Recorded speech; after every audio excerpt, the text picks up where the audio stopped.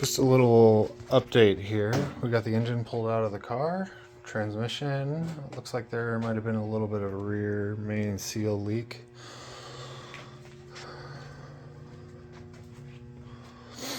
Got the crank out, and as you can see, when I blew the oil pump, burnt up the bearings a little bit.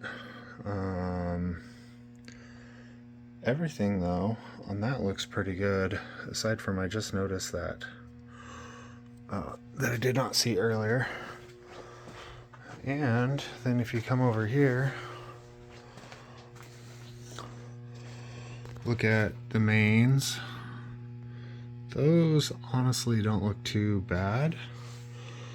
Then you start getting into the actual rod bearings. And as someone said, those are cooked. If you look at the main bearing surfaces, those are all relatively good. A quick polish should go ahead and fix all of that. But that's what's going on with the car right now. After I blew up the oil pump in end of July, glad I tore this apart and didn't drive it.